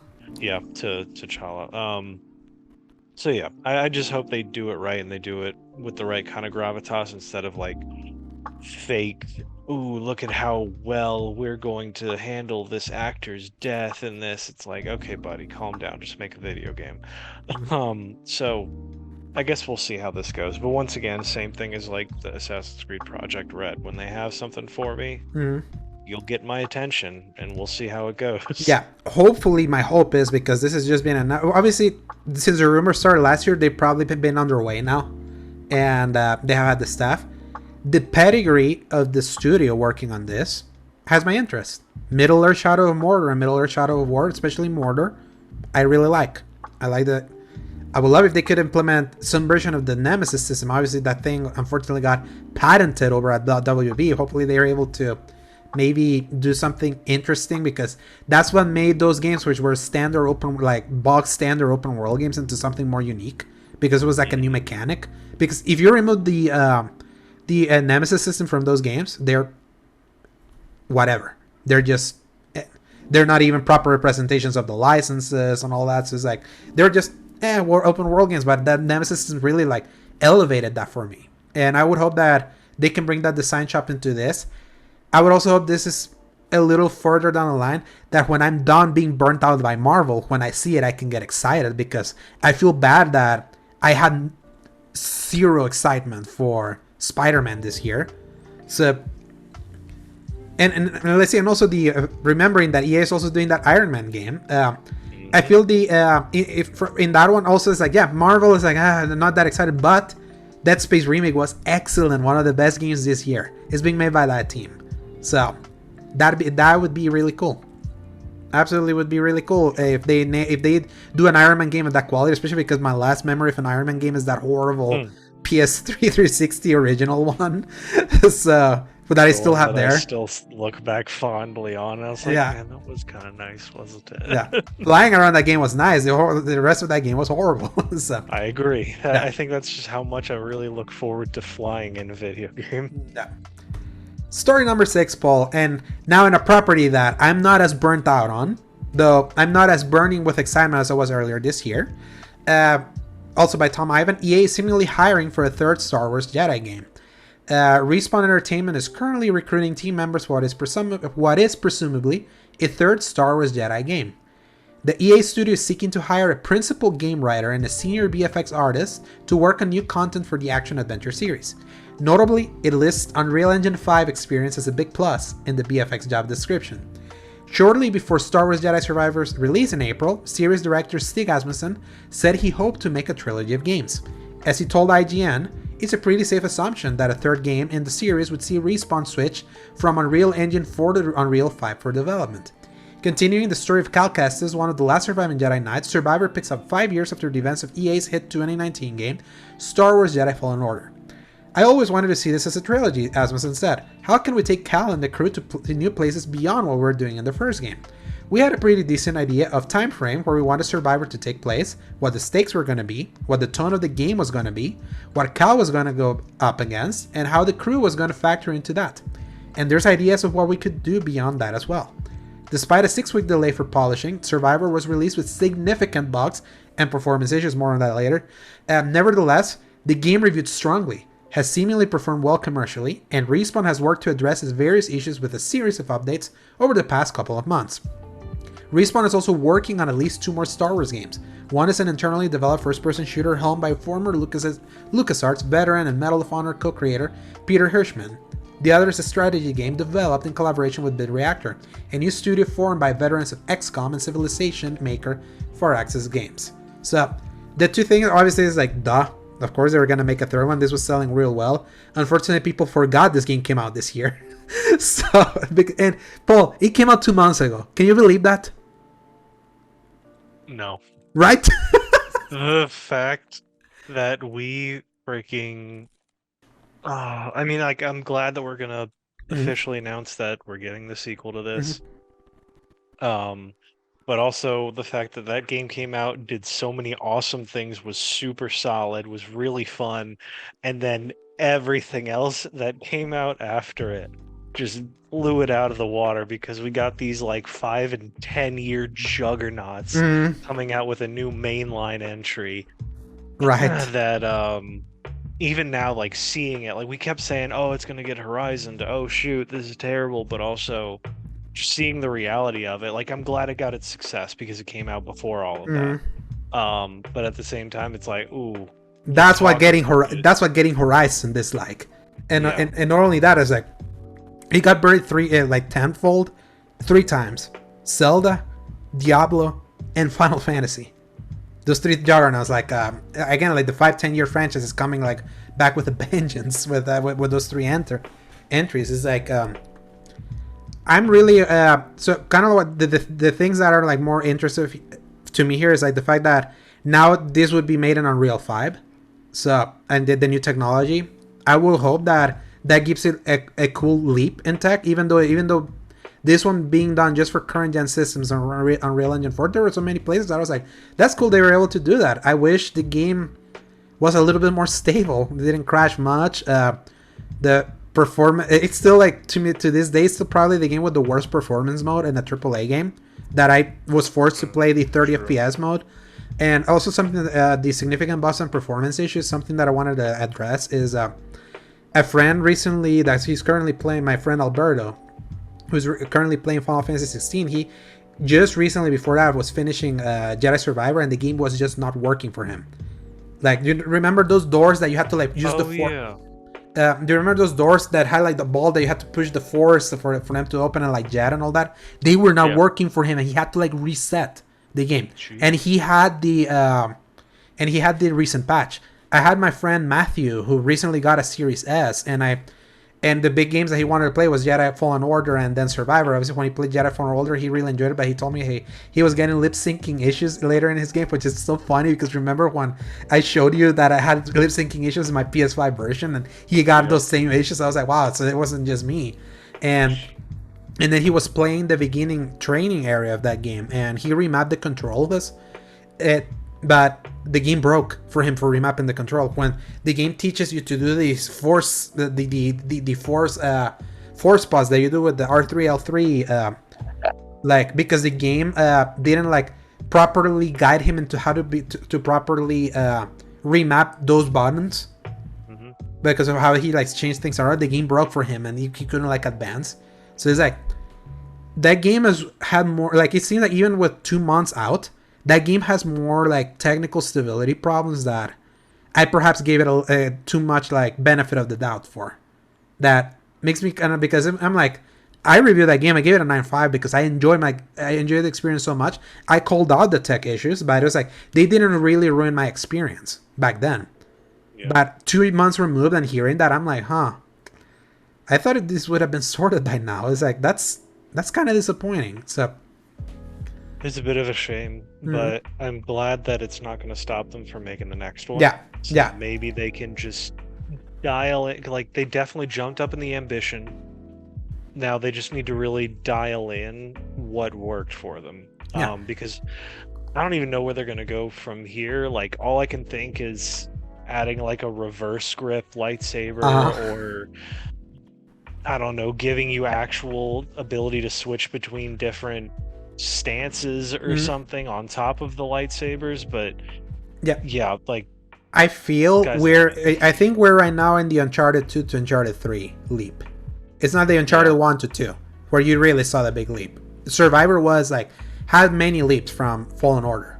Obviously, it also came with some technical hiccups, but at least from like in scale and like how some levels were presented, some of the freedom in it, and some of the smart ways that they expanded the combat, it felt like a nice leap. How they will be able to do another leap like that in a potential third game, it would depend on. Maybe the technology with Unreal Engine 5 makes them go even more ambitious than the driller part from the which was at the time was my favorite action scene in a game, and then Final Fantasy 16 happened. So it's like I would like to see it. It's like the game still like at its core is they're really good, and I'm glad it's the success they got. It was relatively successful enough for them to like for EA to be like, yeah, let's keep doing them. Let's start hiring for a third one. But I also feel bad because it's like I feel like people have forgotten this game came out this year. That's like the unfortunate timing of its release. It feels like a game that came out in last November. That's kind of how it feels like, and it's only been 2 months.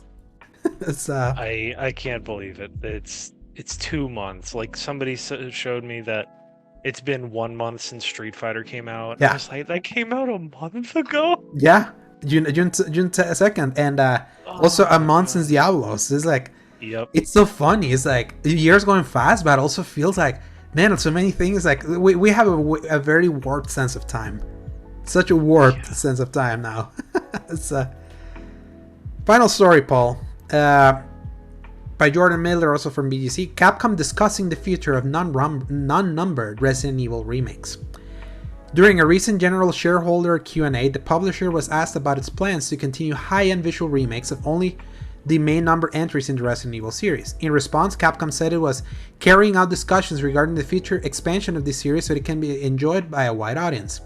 In the last few years, Capcom has remade Resident Evil 2, 3, and 4, which, yeah, Paul, but Resident Evil 4 was also this year, all of which were warmly received by critics and fans, leading many to ask for other entries in the series to be remade, including the large number of spin-offs in the franchise.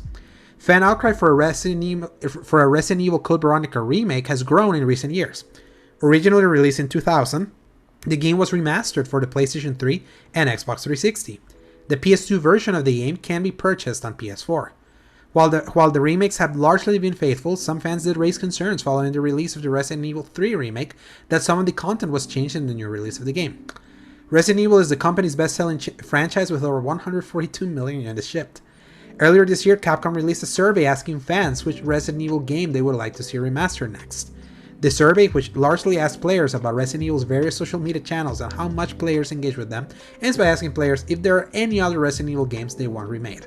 And Code Veronica has been like high up in that list. So yeah, I was gonna ask because it didn't actually say what the results of that survey were. So yeah, so it was basically that one has been the big one from that survey. So I really want 5 to be remade. I just give me all of that. I know it's been a while, but I tell people it hasn't. It's both aged amazing and not as well as some people have said it is. I think you could still remake 6 even, even though it still looks pretty good. Yeah, 5 and 6, like they don't have any visual blemishes for them to like justify a remake. But 5 would like benefit from I think 5 could benefit from having the exact same game, kind of like it was, but also the RE4 remake style of controls. But still keep everything the same, keep the tone the same. Especially since Wesker, which was teased in the mid/post credit scenes of 4 remake. That's true. I was like, they're finally fully re-establishing that plot point, which in RE2 remake, RE2, 3, and 4 remake had been kind of like, people have been wondering, people were wondering, is Wesker even a thing? Because Wesker not mentioned at all in 2 and 3.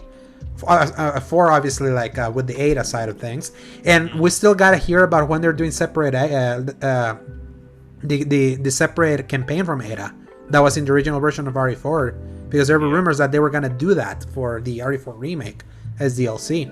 So Code Veronica would be one that I would love to see, because that one is the real Resident Evil 3. Like when originally conceived, that was the actual follow-up before they slapped the Resident Evil 3 number in Nemesis, which was just kind of like the parallel story of RE2. So they're in Capcom right now. I trust they are doing great remakes. Like the remakes are like shockingly good. For some reason, before you played it, you had no expectations for a Resident Evil 4 remake. When we were doing most anticipated, that it was like, that wasn't even your radar, and then you played it and you're like, this is way better than you expect. This is like, that's the level that they're playing in. So at least when it comes to remakes, it's like, give me all of them. Like, clean up all even those side stories, where some of those stories are important. Give them to me. Or even better, start talking about when is 9 coming. Like, what's like the next step post Shadow of Rose? Yeah, at a certain point, there's not going to be anything left they can milk. Because eventually unless you just remake everything that you've already made, including like the Revelation games or something, it's like you might buy yourselves, I don't know, maybe like another 15 years, I guess, technically. Yeah, at a certain point for me, I'm kind of I feel that balance of, we got remakes a few years, then we got the mainline entry, and then the remakes. I feel that's the healthy way to do things.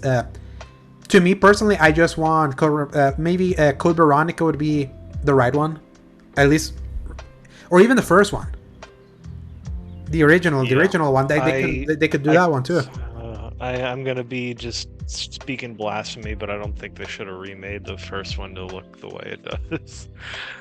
I just don't like that style. But that's the thing. That was back then. I remember that remake was in 2001. Or 2002, when originally came in GameCube. What we're getting is a remaster of the original remake from 2002, from Resident Evil 1. I don't know if I knew that, actually. Yeah, it was like, okay. That was I thought they remade it with those fixes here and there. No, it was like the only thing that they fixed was how they controlled a little bit, because before you could only like move by pressing up on the stick or up in the D-pad and turn around all that, and then they gave it the Devil May Cry controls, at least for movement in that one. But that remake was made in 2002 by Shinji Mikami, so they could potentially then remake it and finally be like in the style of RE2. When people saw RE2 remake, they were astounded, because people thought they were going to do the same thing they did with RE1. They were not expecting it to be like a full-on like complete redo. So we'll see. It's like Resident Evil's batting 1,000 right now. As again, it's like, in another year, like RE4 remake would be game of the year. I tell you, it's still one of the highest rated games of this year. It just goes to show you the kind of year we've gotten, just from March all the way to here. What a feast this last 4 months have been. Oh yeah. Enough that it's kind of crazy to think that is when we play these games. Like, RE4 remake was like in March.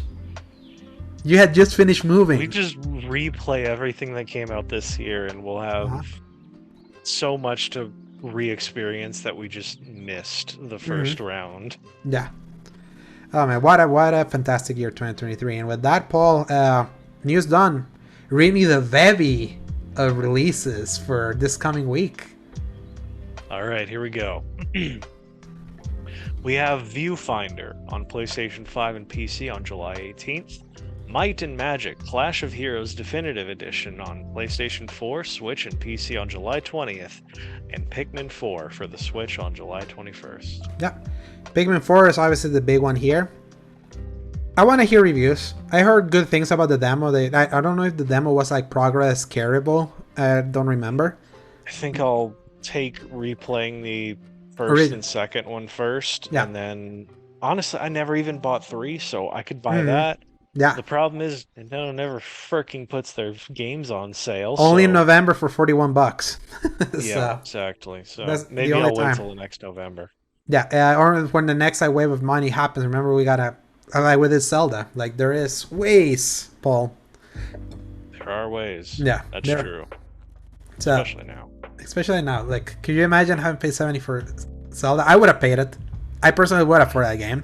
Yeah, for that game, but I'm really glad I didn't have to. Exactly. So, and that concludes this week's episode of the Expo and Paul. Where can people find you? As always, y'all can find me at Dork of Art on Twitter. It's about where I do everything with the apocalypse happening. There's not really anywhere else I feel like moving myself to unless that place actually goes under. Yeah. I technically have a Tumblr, but I never post there, so I'm not. I mean, technically, you have Threads. Don't you have to technically manually like acknowledge automatically? Yeah, because you have an Instagram, so you have. So yeah, Threads. I guess I have a Threads, but that's at Angel Sword 21. I never post there, and that's merged with like my personal stuff, and that just doesn't feel right to me. So yeah, but Threads and Instagram are completely different. None of your photos from Instagram are there, so it's like that's good. You can keep those two things separate. I have a Threads account. Who would have thought? Yeah, it's there. Yeah. And then you can find me at _Dorsegovia on Twitter for as long as it lasts.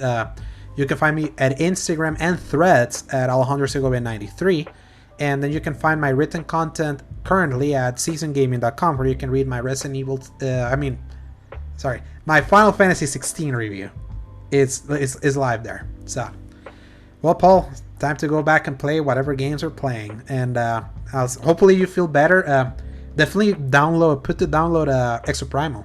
I want to try that one. It's multiplayer. Might, if I decide to put mental capacity enough to turn on my Series S long enough to do it. But yeah. I just have so many games that I want to play. I still want to get further in Final Fantasy, but yeah, I might just let you tell me, and then I'll download it if you end up liking it enough. That's actually fair. So I have like 5 hours before it unlocks. So I hope it's good. I really hope it's good. Honestly, I hope it is too, because it gives me those like 2000s era just balls to the wall insanity kind of absolutely vibes. Yeah. All right, Paul, hopefully your ear feels better. Everyone else, thank you for tuning in. We'll always appreciate your listen or your watch if you're able to see us on YouTube. Like I mentioned at the top, if you like our show, definitely give us your feedback, give us a review, give us a like, subscribe, let us know how we're doing. We'd love to hear more of that feedback. And until then, like, enjoy the rest of your weekend, and until we see you next week, play some games, enjoy the sun if you're like in a good place where you may not be scorched, be healthy, and press X to play. Good night, everybody.